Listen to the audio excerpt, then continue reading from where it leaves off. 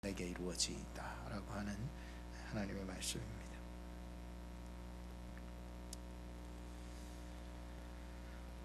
구약 성경이 39권으로 정경화 되게 된 때는 AD 90년 얌리와 회의에서 이루어지게 되었습니다. 39권이 성경으로 정경화, 즉 캐논이죠. 표준, 잣대가 되어지게 된 데는 기준이 있습니다. 무턱대고 다 하나님의 말씀이다라고 전해지고 문서화된 것을 다 하나님의 말씀으로 받지 아니하고 그 기준이 있었습니다. 그래서 유대의 아주 저명한 랍비들이 모여서 이 얌리아 회의에서 이 구약 성경을 이게 정경화시켰죠. 그때 기준이 첫째는 거룩성이 있어야 했고, 둘째는 권위성이 있어야 되고, 하나님의 권위가 있는 권위성이 있어야 했고, 셋째는 모세로부터 에스라까지의 책이어야 했습니다. 그리고 넷째는 선지자의 시기에 기록된 책이어야 했습니다. 이 네 가지 정도의 관점으로 정경화가 되었습니다. 신약 성경 27권이 정경화된 것은 AD 397년 카르타고 회의에서 결정짓게 되었었습니다.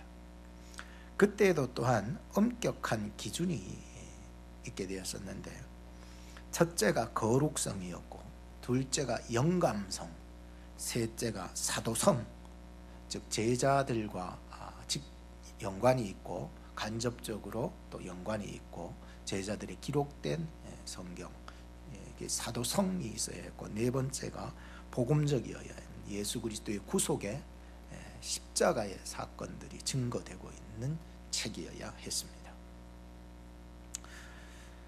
그래서 성경 66권은 1600년 동안 40여 명의 저작자들에 의해서 하나님의 감동으로 기록이 되어졌고, 정경화되기까지 이것이 수많은 종교 회의들이 있었습니다. 그리고 이단들의 영향력을 계속 이겨내면서 만들어진 것이 드디어 이 성경 66권입니다. 그래서 지금 우리가 보고 있는 이 성경 66권은 그 내용과 정경화되어 왔던 모든 과정들이 사사로이 이루어진 것들이 전혀 아닙니다. 철저하게 하나님의 인도하심과 보호하심과 또 하나님의 그 능력의 장중 속에서 붙잡힘을 받아서 결정된 것이기 때문에 성경을 읽는 자와 듣는 자와 그 가운데 지키는 자들에게 생명을 줄 뿐만 아니라 구원을 얻게 하는 지혜를 얻게 해서 온전한 사람으로 만들어주는 것이 바로 성경책입니다. 역사 속에서 하나님의 말씀이요 수도 없이 무시당하고 버려지고 불타 없어졌지만, 희한하게 성경은 그 불타 없어졌음에도 불구하고 어디서 나타났는지 성경이 다시 살아나는 것을 보게 되었습니다.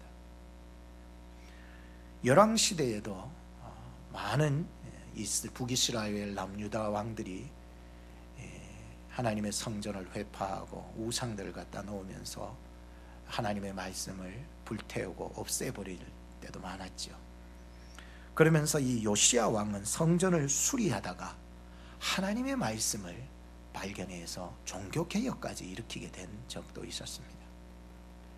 초대교회에는 로마의 박해 속에서 성경책을 다 불태워도 성경은 누군가의 손에 의하여서 계속 보존, 지켜오고 있었습니다. 지금도 성경책을 불태우고 신앙을 포기하라고 그렇게 각서까지 쓰게 만드는 그런 지금 이 시대에 있지만은, 그럼에도 중국 안에는 성경책이 없어지지는 않습니다. 북한은 어떻습니까? 성경책을 소지한 것이 들통나기만 해도 사형을 시키고 있습니다. 성경은 이렇게 순환 속에서도 지하 깜빵 속에서도 결코 사라지지 않는 것이 성경 곧 하나님의 말씀입니다. 디모데후서 3장 15절 17절에도 보면 성경은 능히 너로 하여금 그리스도 예수 안에 있는 믿음으로 말미암아 구원에 이르는 지혜가 있게 하느니라. 모든 성경은 하나님의 감동으로 된 것으로 교훈과 책망과 바르게 함과 의로 교육하기에 유익하니 이는 하나님의 사람으로 온전케 하며 모든 선한 일을 행하기에 온전케 하려 함이니라 했습니다.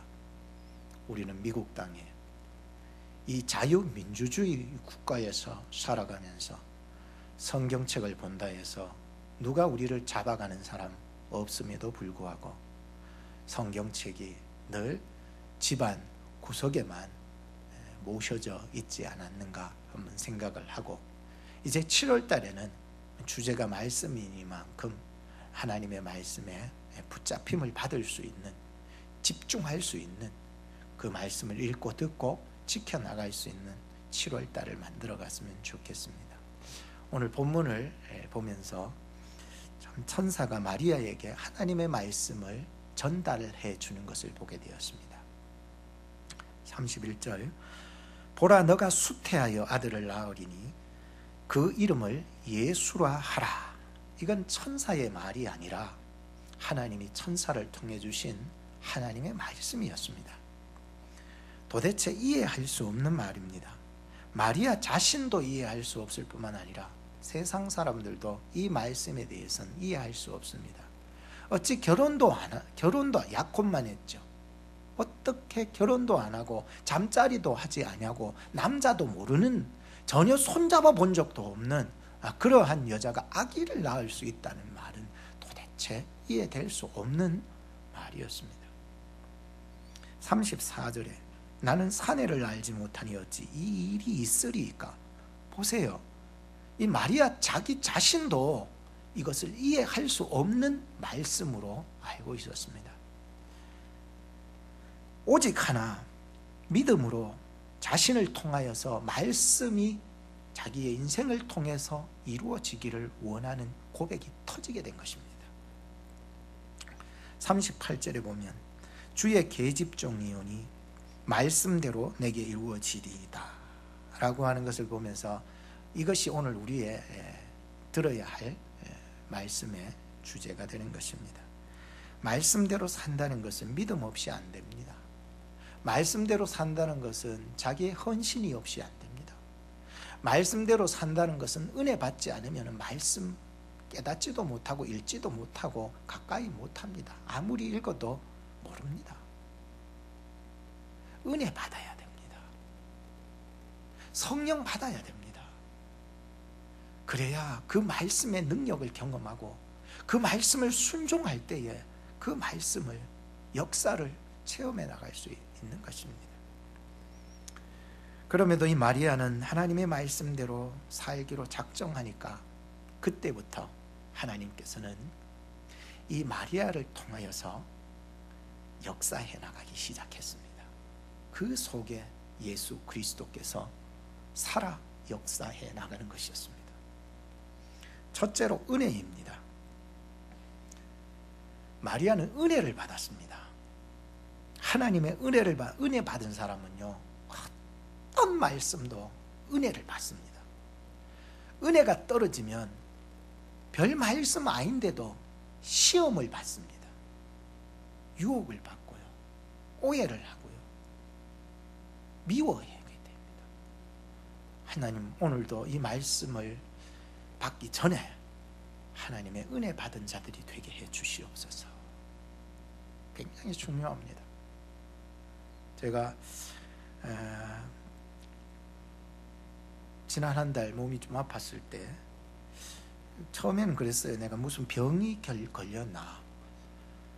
이게 참 너무 힘드는 거예요. 막 너무 아프고. 그래서 별별 생각이 다 났는데 이게 계속 징조가 있었던 것이었어요. 뭐 한 달 전, 그 전부터 조금씩 징조가 있었는데 뭐 이것이 뭐 염증인가 방광염증인가 싶기도 하고, 그래서 뭐 닥터 만나서 뭐 그런 약도 먹고 뭐 이렇게 뭐 왔었죠. 그동안 계속. 그러다가 한 달여 전에 허리가 너무 아파가지고 뭐 닥터 만나니까 허리를 두드려 보더니 결석일 수 있다 그래가지고, 그래서 정밀 검사, CT 검사를 해가지고는 보니까 결석이더라고요. 정말 이 작은 것이 사람을 죽이더라고요. 큰 것이 사람을 죽일 수도 있죠. 그러나 정말 작은 것이 사람을 죽이는 수도 있겠더라고요. 그래서 지난주 목요일 날 두 번째 수술로 무사하게 제거를 해내서 지금 통증이 전혀 없으니까 이제 살 것 같은 거예요. 너무 감사한 거예요. 두 번의 코로나 검사, 이게 수술 받으려면은 코로나 검사를 받으래요. 두 번 수술 받아요. 두 번 코로나 검사 받고 오라고 그래요. 두 번의 전신 마취. 이거 뭐 이제 여기 한국 같으면 이런 사소한 것들은 사실 뭐 전신 마취까지는 안 시키는데, 두 번의 수술, 이걸 통해서 드디어 다 제거하고 됐습니다. 너무 감사한 거예요. 이제 아프지 않으니까 모든 게 감사한 거예요. 고마운 거예요. 아프기 전에는 안 아프고 사는 것이 감사인 줄 몰랐는데, 아프고 나 보니까는 아픈 것이, 아프지 않았던 것이, 그렇게 사는 것이, 아프지 않고 사는 것이 얼마나 은혜인 줄 모르겠어요. 사고 나서 생명을 얻은 것도 은혜이지만 사고 안 나고 사는 것이 진짜 더 큰 은혜라는 거예요. 우리 사랑하는 성도님들은 정말 사고 안 나고 은혜롭게 사시고 또 아프지 않고 건강한 모습으로 사는 여러분 되시기를 바라요. 그런데 세상은 그렇습니까? 고통의 연속 아닙니까? 솔직히 말하면 사는 것 자체가 고통의 연속입니다. 지난주 은혜 주신 말씀 중에 하나가 시편 107편 19절로부터 20절 말씀이었는데요. 이에 저희가 그 근심 중에서 여호와께 부르짖음에 그 고통에서 구원하시되 저가 그 말씀을 보내어 저희를 고치사 위경에서 건지시는도다. 야, 하나님의 말씀이 살아있어서 운동력이 있어서 좌우에 날샌 어떤 예리한 검보다 예리해서요, 우리의 혼과 영과 관절과 골수를 찔러 쪼개기까지 마음의 생각과 뜻을 감찰하시는 하나님이시라고 말씀하셨는데, 이 시편 107편 19절 20절 말씀, 그 말씀이요 정말 살아있어서 그 말씀을 보내어 저희를 고치사 위경에서 저희를 건지신다는 거예요. 이게 얼마나 힘이 되는지요. 그래가 제가요 꺼놓았던 그 노트북을 다시 켜서 mp3 켜놔놓고 제 방에다가 켜놔놓고 24시간 켜놔놓고 제가 들락날락거리면서도 듣고 자면서도 듣고 하나님의 말씀에 계속 듣고 집중하면은요, 희한하게도 저는 그렇게 살아왔어요.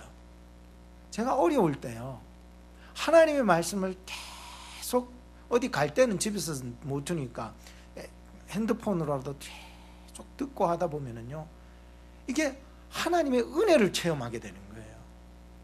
고통당할 때, 어려움 당할 때에 내가 계속 걱정, 근심만 하는 게 아니고 그 말씀에 집중하고 그 말씀을 듣고 계속 하다 보니까는 어느새 하나님이 다 해결해 주시는 거예요. 그런 거를 저는 그동안 계속 경험해 왔다 보니까는 이때에도 하나님의 말씀을 계속 틀어놓고 집중하고 딱 마음에 와닿는 게 있어요. 그러면은 그것을 빨리 쫓아가서 하나님의 말씀을 다시 펴서 그것을 체크해 놓고 다시 묵상하고 그래요. 그러다 보면은요, 내 고통을 잊어버리고 그 고통은 어느샌가 하나님이 다 해결해 주시는 거예요. 이런 걸 나는 경험을 했다 보니까 어려울 때 어디에 집중하냐면은 말씀에 계속 집중합니다. 왜? 그 말씀이 살아서 나를 위경에서 고치시기 때문에 그렇다는, 믿었기 때문에. 마리아는요 은혜를 받은 사람이었어요. 저는 이걸 보면서 이건 위대한 선언이다. 선언이다. 이렇게 얘기하잖아요. 천사가 일러 가로되 마리아여 무서워 말라. 네가 하나님의 은혜를 어떻게 됐다고요?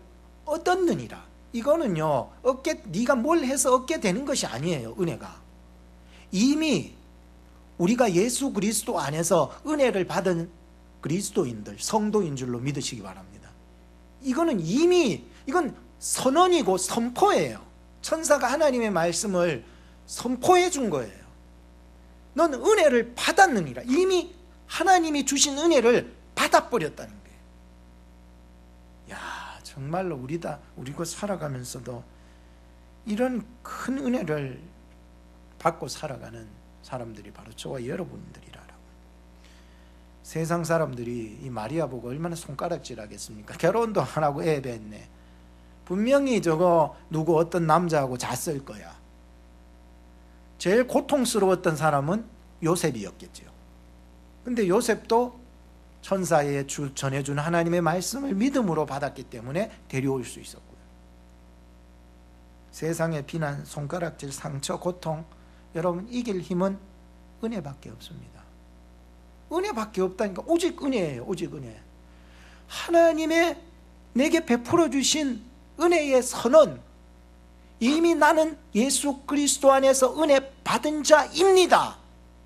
이런 선언에 내가 아멘하게 돌입해 나갈 때에 하나님은 그 사람을 이미 은혜 받은 자로 이끌어 나가시는 거예요.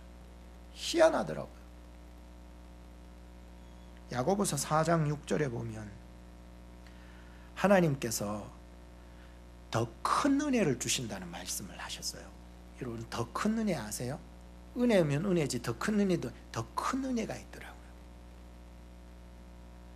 더 큰 은혜를 받을 때에는요, 고통이 없이 주면 좋겠는데 성경을 읽다 보니까 하나님이 더 큰 은혜를 주실 때에는요, 고통도 함께 주시는 거예요. 희한하죠?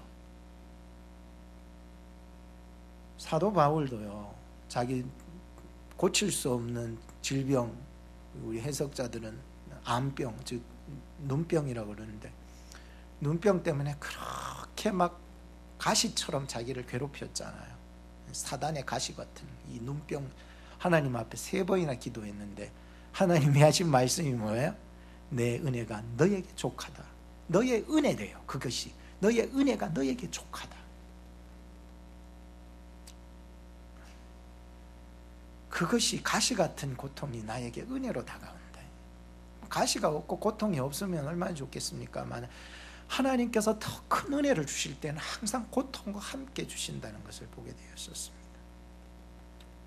저는 이 세상에 퍼져가는 코로나 사태를 보면서 하나님이 모르실까?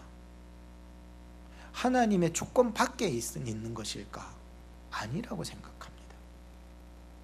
이 또한 하나님의 주권 안에 있고 섭리 안에 있고 하나님의 손 안에 있고 하나님이 다 알고 계시고,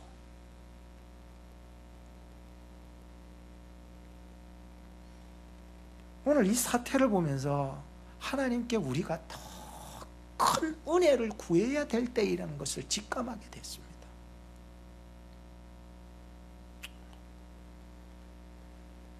노아가 환난 날에 은혜를 받았잖아요. 아브라함이 갈 바를 알지 못할 때 은혜를 받았어요. 히스기야가 망할 나라의 위기에서 은혜를 받았어요. 자기가 죽을 병에서부터 은혜를 받았어요. 은혜를 받으니까 망할 나라가 망하지 아니하고 죽을 병이 죽지 않는 거예요. 오늘 우리가 살아가면서 가장 먼저 예수 그리스도 안에서 더 큰 은혜를 구해야 됩니다. 우리 살아도 얼마 살지 못하는 목숨도 은혜인데, 조금 있으면 우리가 가야 될 그 나라에서 받아야 될 영원한 생명을 구하는 것이야말로 진짜 우리가 예수 그리스도 믿어야 될 이유고, 그것을 구해야 될 삶이라고 생각합니다. 둘째는 성령입니다. 하나님의 말씀은 성령의 조명 아래에서만이 진리의 길을 갈 수가 있습니다. 여러분 성경 말씀 읽으면서 내가 읽으면 내 복음이 됩니다. 나한테 맞춰지는 말씀밖에 안 돼요. 성령에 의탁되지 아니하고 성령의 조명 없이 성령의 도움 없이 성경을 보시면은요 다 내 말씀이에요. 내가 다 내 말씀. 제대로 믿지 못하고 잘 믿지 못하고 왜 그렇습니까? 성령을 의지해야만이 잘 믿을 수 있고 올바로 믿을 수 있고 바로 믿을 수 있고 감당할 수 있고 그 말씀에 아멘 할 수 있어요. 성령의 조명이 있어야 돼. 그래서 하나님 오늘도 하나님의 말씀 들을 때 이 밝은 빛이 우리의 모습을 비춰주듯이 성령께서 이 말씀의 조명이 되어 주셔서 이 말씀을 깨닫게 해 주옵소서. 이 시대를 직감하게 해 주셔서 지금 우리가 성령에 충만할 때임을 깨닫게 해 주옵소서.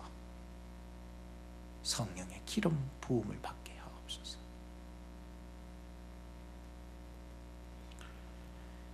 35절에 천사가 대답하여 가로되 성령이 너에게 임하시고 지극히 높으신 이의 능력이 너를 덮으시리니 이러므로 나실 바 거룩한 자는 하나님의 아들이라 일컬음을 받으리라.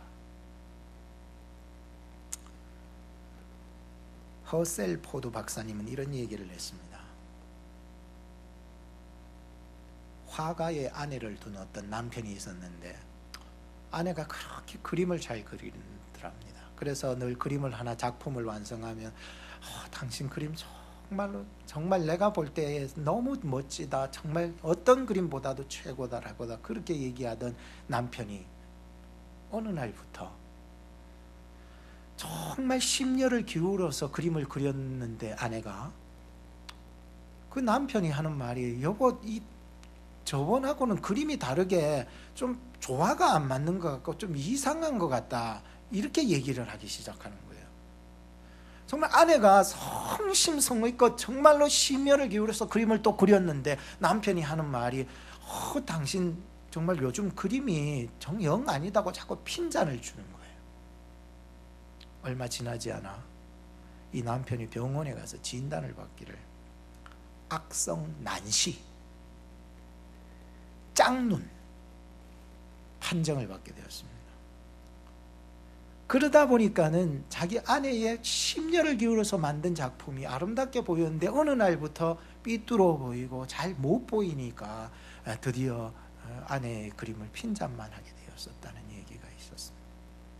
그래서 이 남편이 병원에서 의사 선생님이 이 사람에게 맞춰준 특수 안경을 끼니까는 그때부터 제대로 보이더라는 거예요. 진짜 당신 그림 멋지다고. 오늘 우리가 이 세상에 성령의 사람으로 살아가기 위해서는 성령의 안경을 끼어야 합니다. 하나님의 말씀을 삐뚤어지지 않게 보기 위해서는 성령께서 주시는 안경을 끼어야 됩니다. 오늘 여러분들은 성령의 안경을 끼고 있으십니까? 성령을 의지하고 있으십니까? 성령의 조명 아래서 이 말씀을 보고 계시는 것입니까?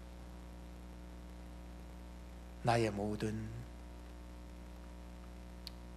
하고 싶은 것, 내가 나의 나의 자랑을 끊임없이 내려놓지 않고서는 성령의 지배를 받을 수가 없습니다. 오늘도 이 시간, 예배 시간 성령의 그 권능이 우리를 장악하고 붙잡아 주셔야 합니다. 우리의 모든 생각까지 마음까지도 하나님 성령에 의해서 말씀에 집중하게 해주시옵소서. 이 마리아가요 성령의 권능이 없이는 딴 생각에 빠졌을 거예요. 이런 위대한 일을 성령으로 말미암아 예수님을 잉태해서 이 생명을 자기 몸을 들여서 살리는 일은요 성령의 권능 아니고서는 안 됩니다. 우리가 가정에서도 여러분들의 삶 속에서도 생명 있는 삶을 살아가기 위해 성령의 능력을 의지해야 합니다. 성령께서 오늘 여러분들의 마음과 생각을 잡아주시고 여러분들의 일상을 잡아주시기를 주님의 이름으로 축복하는 것입니다. 지난 한 달간, 또 지난주가 마지막 수술 받기 전까지도 계속 기도했습니다. 엎드려서 참 기도하고, 제가 스스로 기도했을 뿐만 아니라 기도를 부탁했습니다. 기도 좀 해주십시오.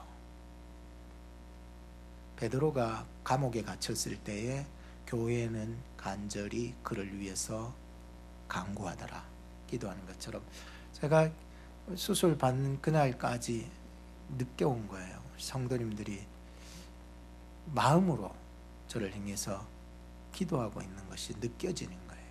이게 성령이 주시는 마음 같아요. 걱정해 주시는 것도 기도더라고요. 희한하더라고요. 목사님은 어떻게 되셨을까 하는 것까지도 기도인 거예요.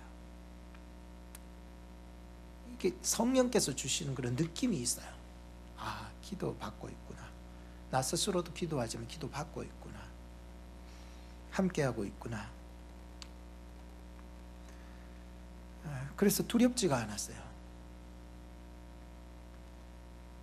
끝까지 기도하면서, 기도 부탁하면서 그렇게 지냈던 순간이었던 것 같습니다. 보이지 않지만은 우리가 성령의 붙잡힘을 받는 사람은 기도하지 않고서는 살 수가 없습니다. 무시로 기도하십시오. 눈을 떠서도 기도하십시오. 일할 때도 기도하십시오. 운전할 때도 기도하십시오. 성령께서 나를 떠나지 말아 주십시오.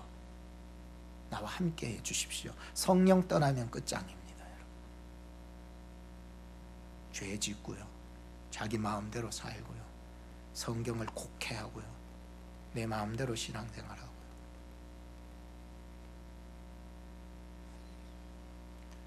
그래서 저는 여러분들의 기도로 말미암아 무사히 수술을 다 훌륭하게 수술을 마쳤다는 얘기를 의사 선생님 듣고는 너무 감사합니다. 이것은 물론 의사 선생님의 집도도 맞지만 저는 기도했고 여러분들의 기도로 말미암아 성령 안에서 회복이 된 줄로 믿습니다. 이게 하나님의 백성이라면 성령 안에서 해석을 해나가는 마음도 있어야죠. 성령께서는 무시로 우리로 기도하라고 하십니다. 성령을 의지하는 사람은 기도하지 않고서는 견딜 수가 없습니다. 저는 화건하는데 마리아는 말씀과 성령 안에서 기도하고 있었던 것을 느꼈습니다. 이런 자세야말로 지금 이 세상 코로나 사태 속에서 우리가 뚫고 나갈 수 있는 자세라고 생각합니다. 셋째는 순종입니다. 37절부터 38절을 보면 아주 중요한 말씀이죠. 대저 하나님의 모든 말씀은 능치 못하심이 없느니라. 믿으십니까? 마리아가 가로되 주의 계집종인, 저는 주님의 계집종이래요. 나는 주님의 아주 계집, 아주 천한 종인데 내가 나를 세울 게 있습니까? 하나님의 말씀이라면 나에게 이루어지게 해 주십시오. 기도한 거예요. 존 비비어의 순종이라는 책에 지난 주간에 제가 보면서 이런 글이 있더라고요. 순종이 무엇인지 잘 가르쳐 줬어요. 내가 어릴 때 살던 곳에는 폭풍이 잦았다. 우리는 멀리서 천둥을 동반한 먹구름이 몰려오는 것을 큰 유리창 안에서 보았다. 몇 분도 안 되어 폭풍은 우리 머리 위에서 맹렬하게 몰아쳤고 번개가 번쩍하고 곧이어 크게 천둥이 울렸다. 작은 망치 수천 개로 지붕을 두드리는 것처럼 지붕에서 비가 쏟아졌고 사실 폭풍 때문에 우리 집은 훨씬 더 안전한 곳처럼 느껴졌다. 창밖에 있는 것은 모두 젖어 있었고 추웠고 목숨을 앗아갈 수 있는 벼락의 위험에 노출되어 있었다. 그러나 안에 있는 우리는 물 한 방울 묻지 않는 채 안전했다. 지붕이 사나운 폭풍에서 우리를 지켜주었기 때문이다. 우리는 보호 아래에 있었다. 우리는 보호 아래에 있었다. 그러면서 그 책 곧 뒷부분으로 읽어보시면 그 내용이 나오는데, 바로 이 책이 중요하게 여겼던 것이 바로 순종이라는 것은 바로 하나님의 권위 아래에 있는 것이다. 이야, 참 그걸 보면서 이것이 하나님의 순종이구나. 하나님의 그 권위 아래에 있어야 된다. 세상은 코로나 때문에 전부 일어나면은 제일 먼저 기도, 말씀보다는 매스컴이나 뉴스 같은 걸 제일 먼저 보게 됩니다. 세상이 나의 지붕일 수는 없거든요. 그 지붕보다 높으신 하나님의 지붕 안에 있는 내 모습을 발견하겠다. 존 비비어의 순종이라는 책을 보면서, 그래, 순종은 내가 하나님의 권위 안에, 아래에 들어가는 것이다, 것을 깨달았습니다.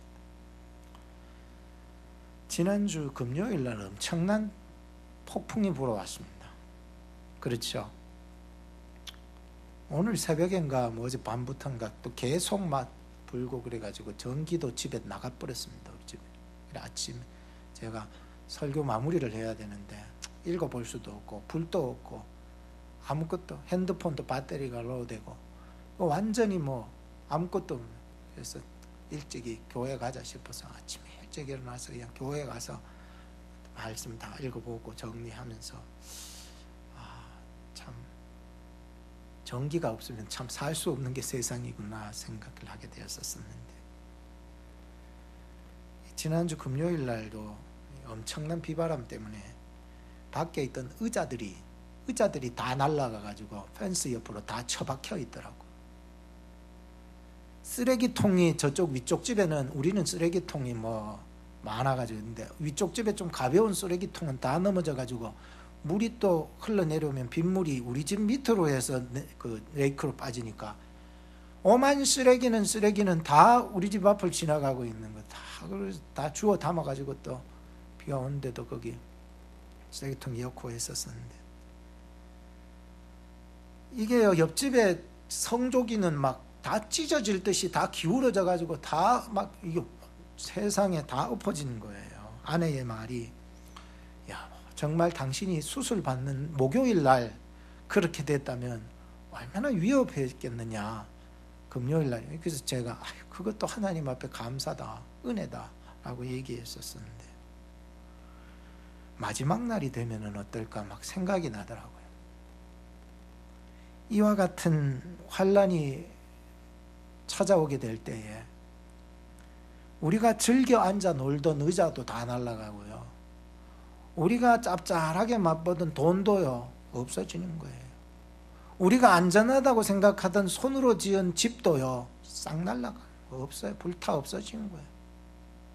그때 남는 것이라고는요 오직요 영원히 망하지 아니하는 하나님의 말씀밖에 없는 거예요.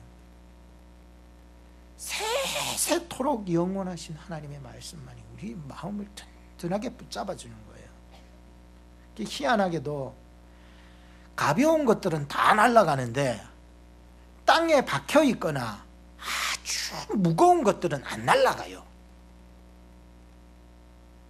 우리가요 마지막 창수가 나고 비바람이 날 때에 하나님의 말씀에 붙잡혀 있는 사람들 절대로 날아가지 않아요. 우리를요 마지막 숨 끊는 그 순간까지도 나를 튼튼하게 붙잡아주는 무거운 것, 나를 절대로 놓지 않는 것은 하나님의 말씀이에요. 여러분, 7월 달입니다. 하나님의 말씀에 매임을 받기를 바랍니다. 답답하고 무겁고 힘들어도 그것이 나로 하여금 마지막 날 나를 구원하고 건져주는 하나님의 말씀임을 꼭 믿으시길 바랍니다. 결론을 짓겠습니다. 7월달이 벌써 두 번째 주입니다. 시간 빨리 가지요. 정말 빨리 갑니다. 이 한 달 말씀이 우리를 든든하게 지켜주는 한 달이 되었으면 하는 마음으로 저는 7월달에 계속 이 영적인 양식 하나님의 말씀을 전할 것입니다. 하나님이 우리 개인과 가정과 나라, 교회를 향한 이 역사가 하나님의 말씀 안에서 그 은혜, 또 그 성령, 그 순종 안에서 우리 하나님의 말씀을 경험해 나갔으면 좋겠습니다. 더 큰 은혜를 사모하십시다.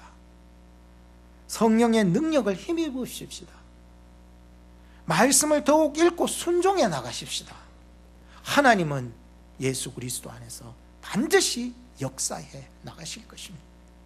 세상이 흔들릴수록 알곡은 점점 안으로 들어오지만 쭉정이는 자꾸만 밖으로 나갑니다. 하나님의 말씀을 은혜로 알고 성령을 의지하고 믿고 순종해 나갈 때에 하나님은 그런 하나님의 자녀들을 성역으로 지켜주실 줄로 믿습니다. 기도하겠습니다. 하나님, 빠르게 흐르는 시간입니다. 주님 앞에 서는 날 알곡 같은 우리 성도님들 되게 해주시고 하나님 말씀 안에서 붙잡힘을 받게 하시고 더 큰 은혜 사모 성령 충만 말씀 순종으로 이 코로나 사태 속에서도 우리 중앙장로교회 성도님들 예배를 진심으로 드리고 말씀을 굳건히 붙잡고 성령 의지한 더 큰 은혜 사모하며 말씀 순종으로 나가는 우리 사랑하는 성도님들 성령으로 지켜주시옵소서. 예수님의 이름으로 기도하옵나이다. 아멘.